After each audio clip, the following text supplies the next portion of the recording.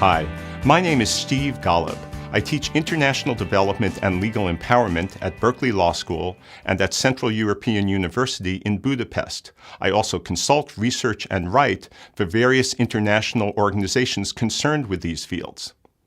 I'm here today to introduce the first of 3 videos on legal empowerment, an emerging field of international development that is getting increasing support from the United Nations, the World Bank, the Open Society Foundations, the UK Department for International Development, and various other development agencies, non-governmental groups, and academic networks across the globe.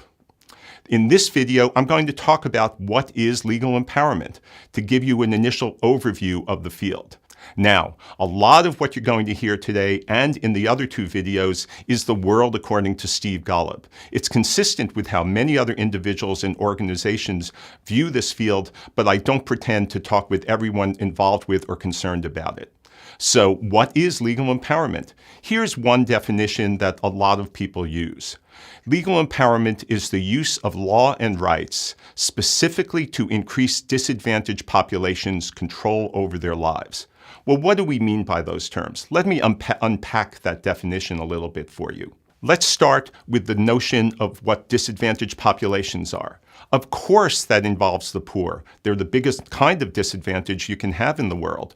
But it also involves people who may be suffering in other ways, may be marginalized by virtue of being minorities in their society. Certainly, many women are disadvantaged in many ways, victims of human rights abuses as well. So that's what we mean by disadvantaged populations, the poor and many other types of people who are marginalized or suffer from abuse. Now, another concept I mentioned is law. What do we mean by law? Of course it means civil law, criminal law, the things you find in courts. But it's not just that.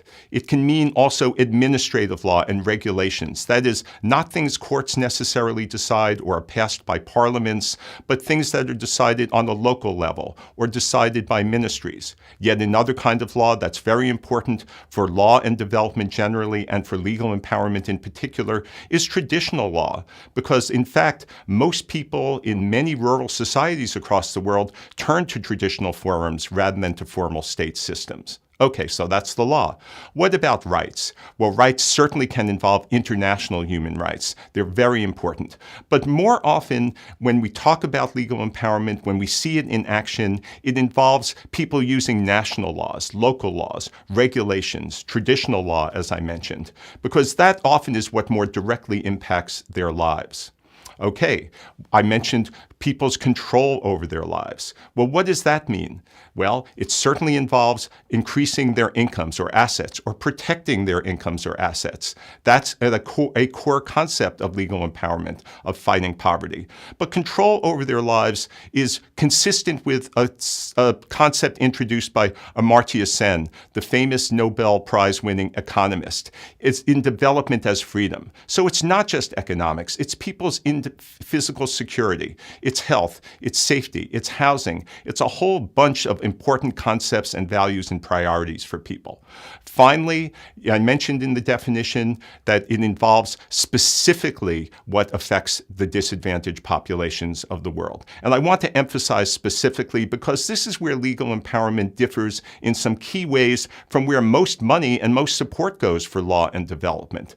By specifically, I mean rights and laws that really directly impact people regarding their health, regarding their incomes, regarding their gender equity, regarding discrimination and the like. Lots of law and development support around the world goes for building up state institutions such as judiciaries or changing laws regarding foreign investment and the like. Those things can be important, but legal empowerment narrows in, focuses on those laws and rights that really directly affect people.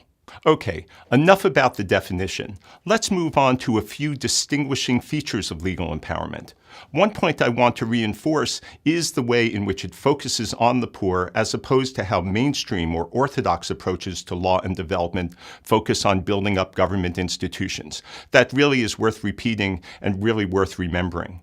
Another important feature of legal empowerment is very often it features the work of civil society organizations. What do I mean by that? Well, I mean non-governmental organizations, commonly known as NGOs, and other types of groups that may be membership organizations, sometimes called community-based organizations. Why is civil society important? Well, even though government programs can and sometimes do exhibit features of legal empowerment, a lot of the most innovative and effective legal empowerment work across the globe is carried out by these civil society groups. You might well ask, well, why is that? It's a combination of features, but often they tend to be more dedicated. They tend to be less bureaucratic. They tend to be more flexible in terms of how they carry about their work. They're more prepared to go out to the boondocks in rural areas or go into urban slums to teach and work with the disadvantaged. Those kinds of features. Now, don't get me wrong. Civil society groups can be problematic in and of themselves. They can be corrupt. They could be ineffective. They could be self-interested. But the better ones across the globe are doing the cutting edge and more effective legal empowerment work. Here's another distinguishing feature of legal empowerment. It's about legal implementation to a good extent. Now, what is legal implementation? Let me start by explaining what it's not and what mainstream development tends to focus on. Mainstream development efforts that try to improve laws and try to improve legal systems really are concerned with what's called legal and institutional reform, getting judiciaries to improve their operations, reforming and changing laws in various ways. All of this can be well and good. In some places, it's worked better than others. But what is often ignored, and I have to confess, often ignored by lawyers, as well-intentioned as many of us are, is getting laws that exist on the books actually enforced on the ground. Legal empowerment is very concerned with that. That's why I emphasize legal implementation. The ways in which this happens, I'll address in other videos in this series. But legal implementation is important to remember. There's one more crucial concept or an idea I really want to get across to you, is that legal empowerment, even more than being about law, is about power. It's about people organizing or being educated or using media, in some cases even demonstrating, to try to assert their rights, to try to persuade government officials or other powerful forces to respect those rights or to expand those rights. Often we tend to think knowledge is power, and legal empowerment certainly involves training and education to help people know the law, know their rights. But even more than that, organization is power. And it's important in understanding this field to know that a big obstacle that legal empowerment is attempting to overcome with some success in many areas is the powerlessness of the poor and the disadvantaged. By giving them power, it aids legal implementation, and it even aids other types of progress that involve law and development. There are just a few more points I want to make to flesh out your understanding of what legal empowerment involves. So far, I might have conveyed the idea that it's just basically about grassroots work, purely bottom up. Sometimes it's characterized that way, but that characterization really is wrong. Legal empowerment can involve law reform. It can involve reforming institutions. But where it goes on and where it differs from mainstream development efforts is it focuses on laws and institutional activities that, again, directly, specifically impact the poor. So you have many situations where groups that are concerned with legal empowerment, the disadvantaged themselves, may be lobbying or advocating on a local or national level, sometimes even international, for changes in laws, in treaties, in regulations that directly affect them. And there often even can be kind of a feedback loop in how this advocacy works in getting legislation changed. It starts with people working on the ground, be they lawyers, be they the disadvantaged themselves, be they other allies of the poor, to understand and work on improving the situation of the disadvantaged. But based on what they learn, they see gaps in the law. They see problems. They become real experts on what needs to change.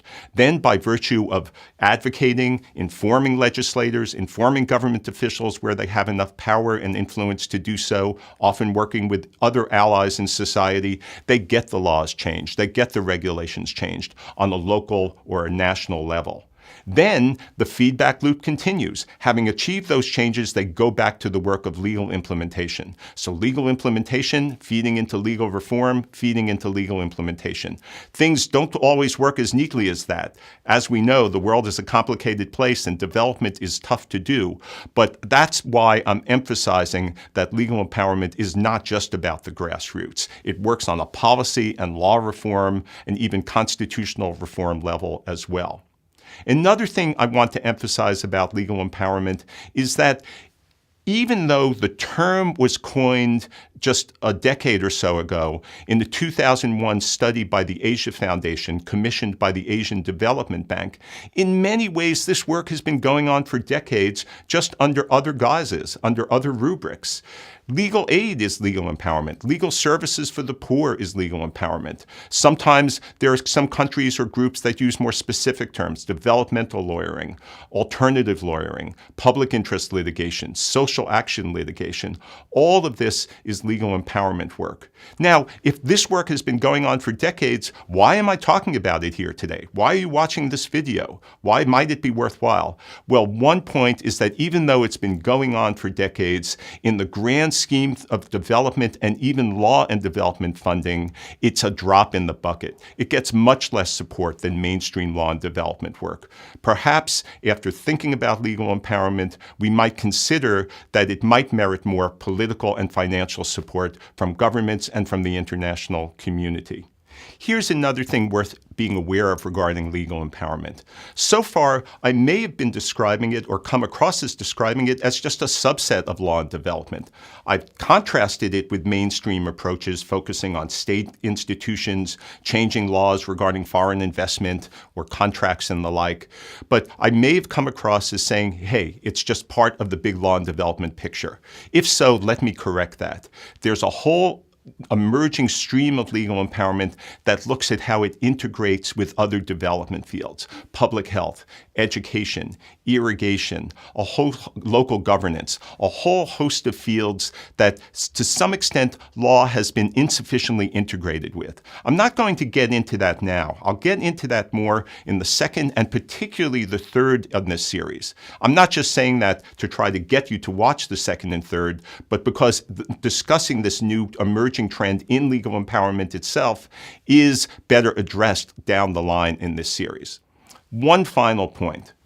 Legal empowerment is not the be-all and end-all in development.